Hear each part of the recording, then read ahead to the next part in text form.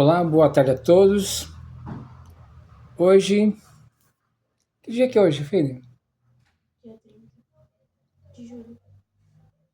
Hoje, dia 30 de julho de 2025,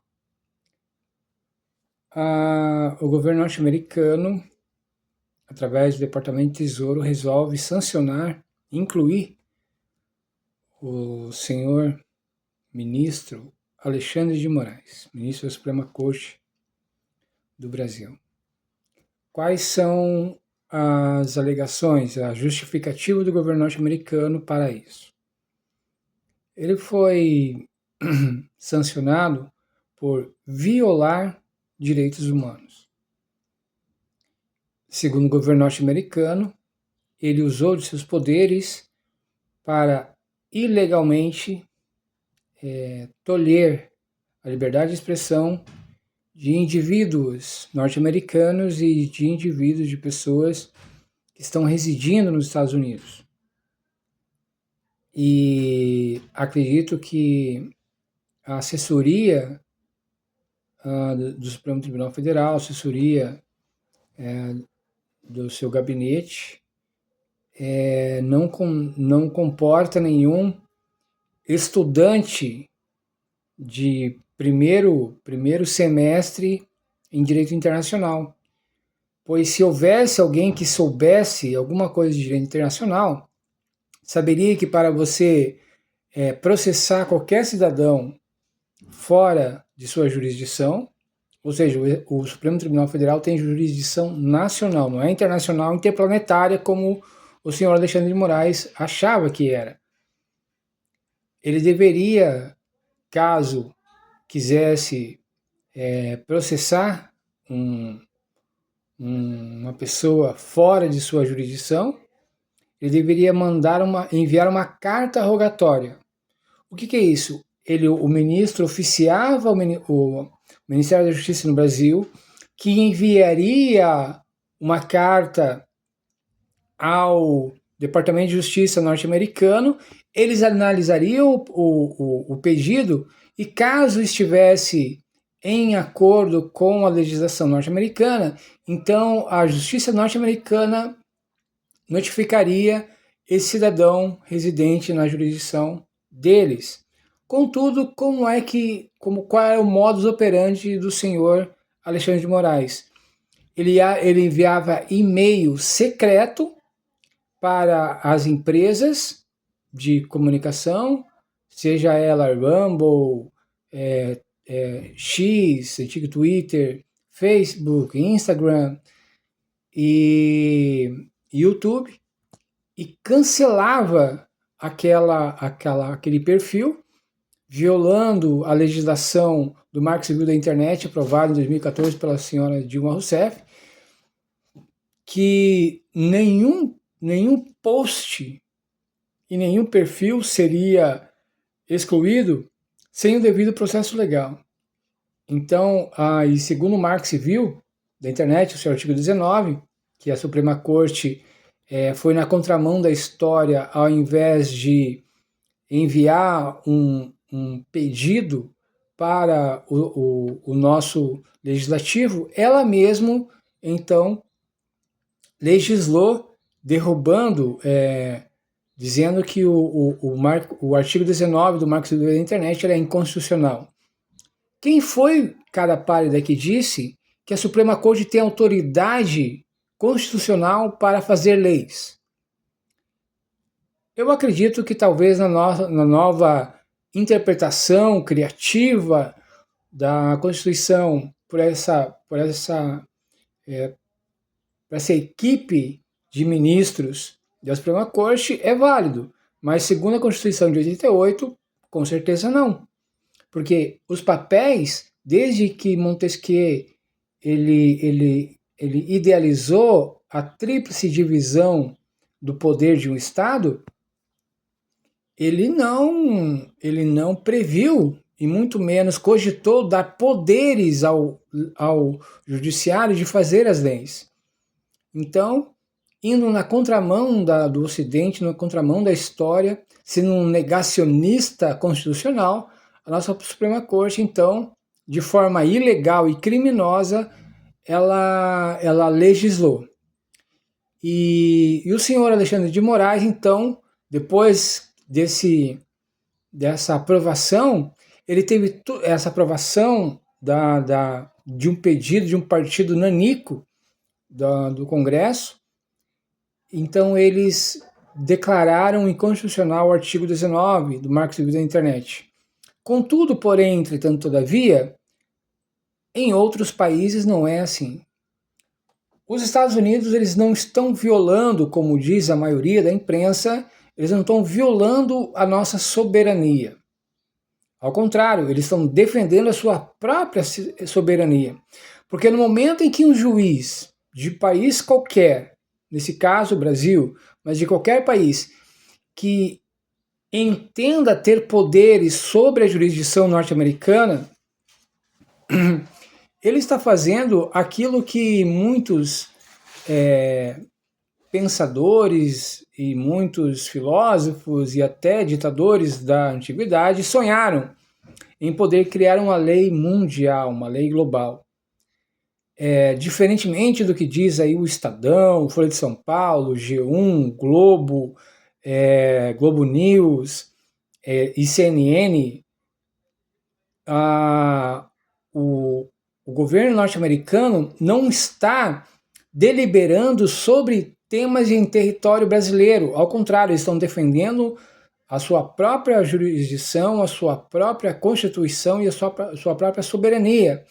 Por exemplo, uma cidadã com dupla nacionalidade norte-americana e brasileira, mas que reside nos Estados Unidos, abriu uma conta em seu Twitter daquela época, que hoje é o atual X, e ela postou em solo americano, utilizando sua conta americana nos Estados Unidos.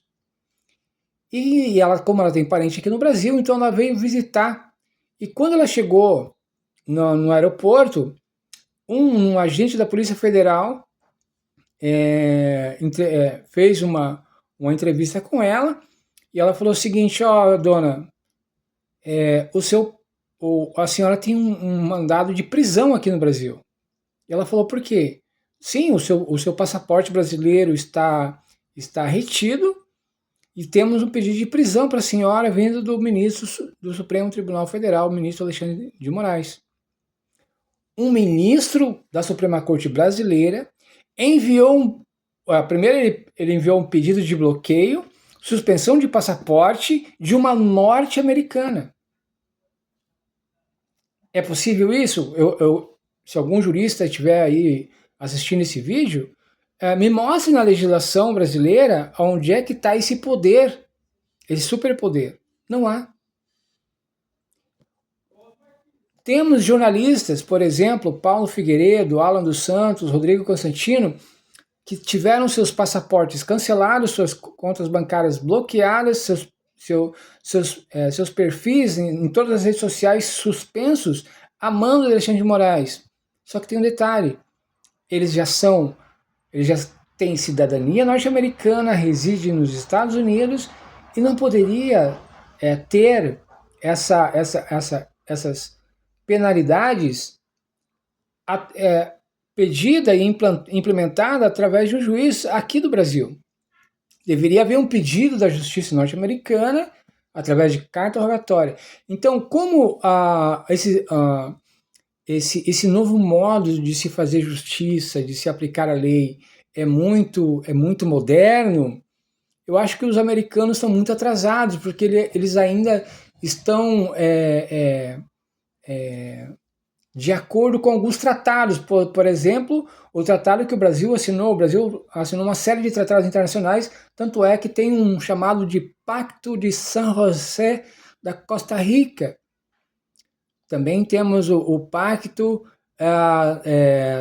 o tratado da OEA, Organização dos Estados Norte-Americanos. E a OEA agora, esses dias atrás, ela emitiu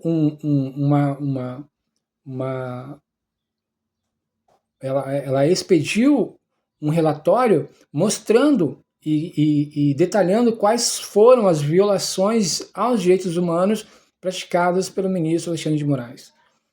Não é possível nós taparmos o sol com a peneira.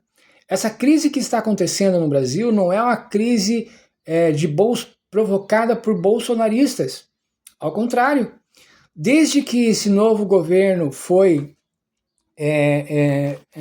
assumiu o mandato, nós tivemos já no primeiro ano o senhor Lula recebendo no Rio de Janeiro um navio de guerra iraniano. O que ele veio fazer aqui? O que trouxe? O que levou? Nós não sabemos. E era um navio sancionado pelo governo norte-americano. Então essa foi a primeira afronta. Depois nós vemos o Brasil, o governo brasileiro fechando acordos e entregando as nossas reservas de terras raras aos chineses, fazendo tratado militar com os russos e os chineses. Nós vemos aí, então, o Brasil liderando e capitaneando um novo modelo de transação comercial que não envolva o dólar, é a desdolarização do comércio internacional. Nós vemos aí o governo brasileiro se aliando a países que são extremamente ditatoriais, por exemplo, com o Irã. Nós vemos o atual secretário para Assuntos Internacionais, mas ele é o verdadeiro chanceler brasileiro, o Amorim, ele prefaciando um livro do Hamas, e todos sabemos o que o Hamas fez no 7 de outubro do ano passado em Israel. Eles entraram em Israel, abriram fornos micro-ondas, colocavam bebês, e você sabe o que você coloca o que acontece quando você coloca alguma coisa em um micro-ondas e liga ele. Então, nós temos aí o nosso chanceler prefaciando um livro e apoiando o Hamas, considerado não pelo governo brasileiro, mas pelo governo norte-americano e pelas maiores democracias do mundo, como um grupo fora da lei. Nós também tivemos aí uma série de declarações, uma série de ações, e não somente declarações, mas de ações do governo brasileiro em detrimento, indo contra os países ocidentais e seus parceiros comerciais ocidentais. Então, o governo brasileiro se aliou às maiores ditaduras do mundo. Nós tivemos aí a posse do novo presidente do Irã, a qual estava o nosso vice-presidente, Geraldo Alckmin, ao lado dos maiores carniceiros e sanguinários do mundo. O líder do Hamas, líder do Hezbollah. Hamas fica em Gaza, é um grupo que eles tomaram o poder, que é diferente de ganhar a eleição, né, senhor Luiz Roberto Barroso? Que tomou o poder em 2006 lá na faixa de Gaza. Eles manipularam a eleição, mataram os seus opositores e tomaram o poder político naquela região.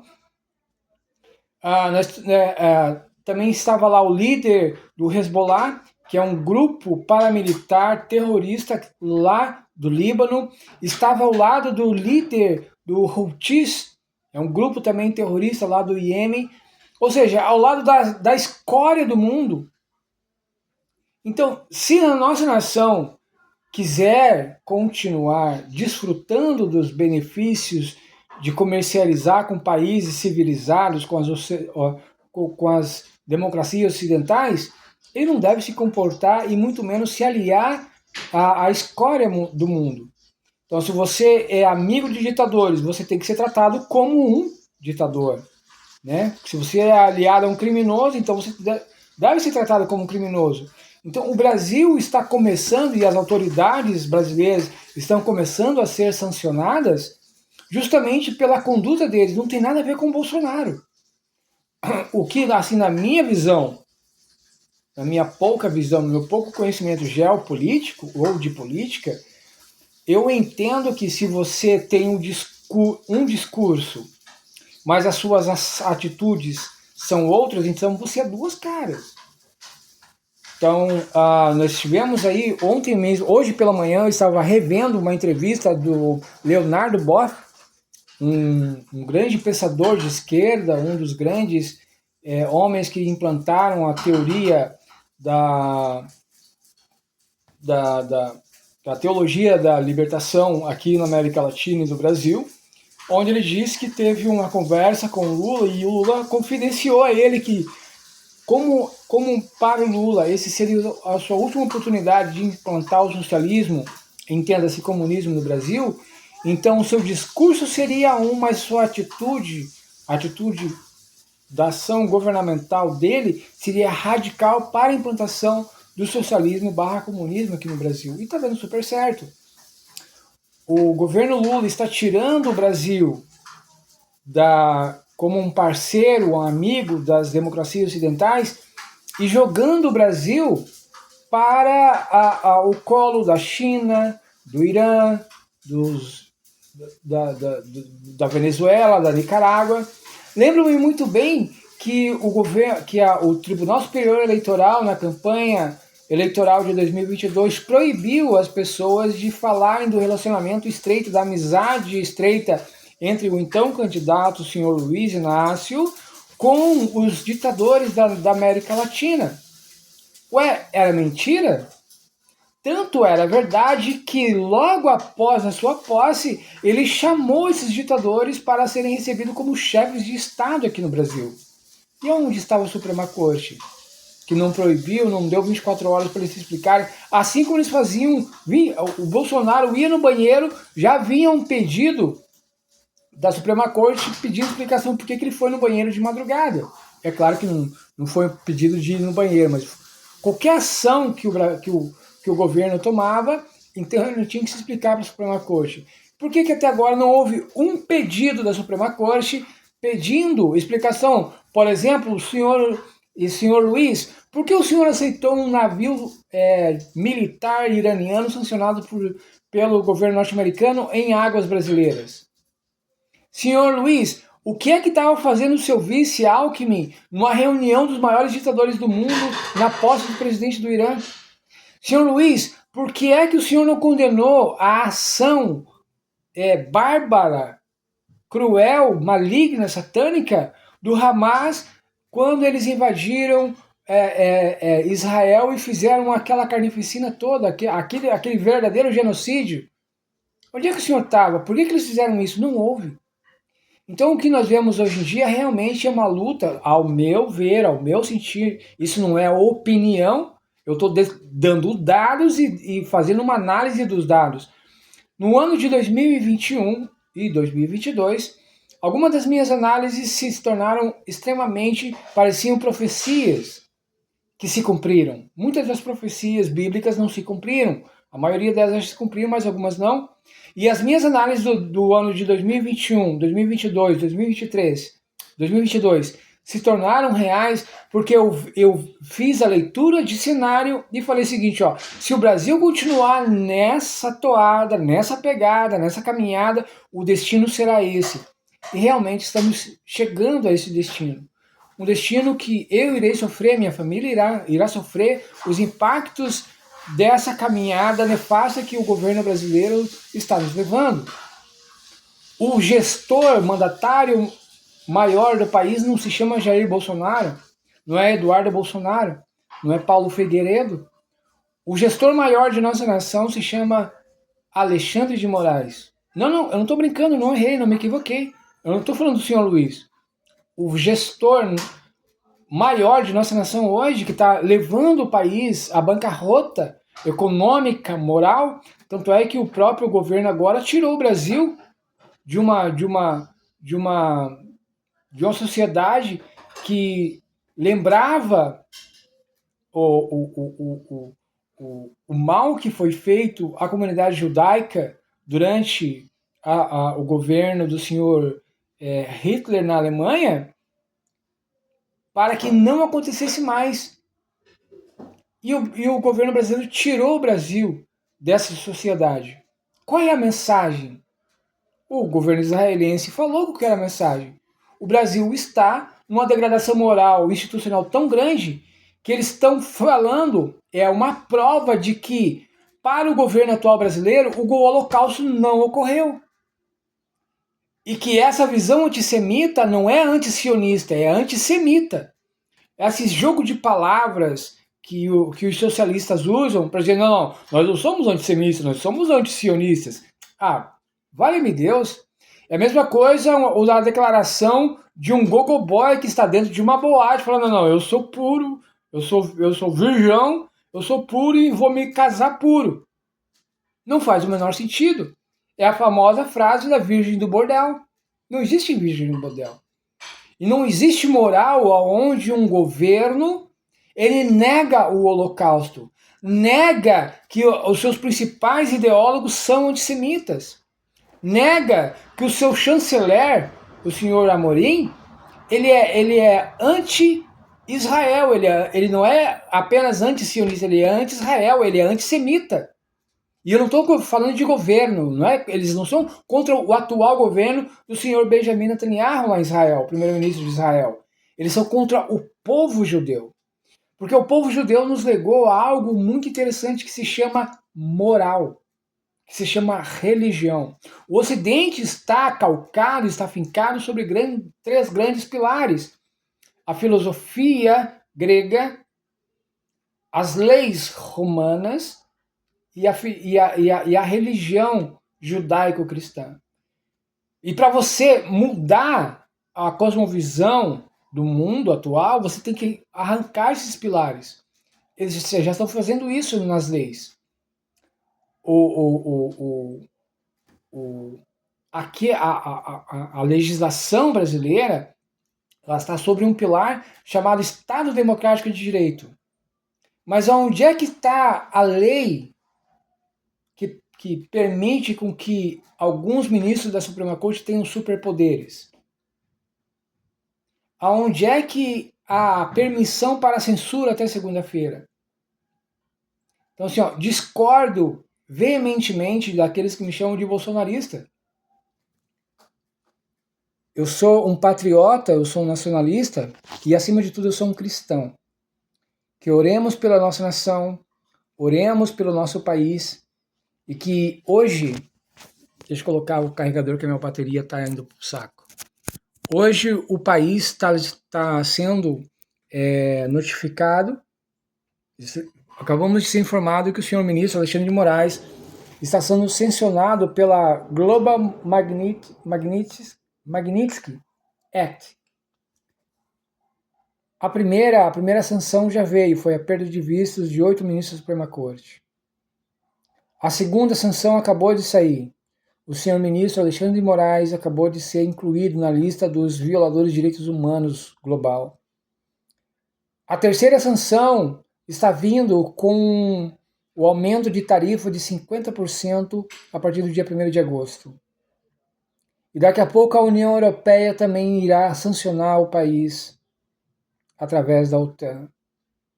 Então nós estamos vendo aí o Brasil, o governo brasileiro levando o nosso país a se tornar um pária, um anão, um verme, uma larva diplomática.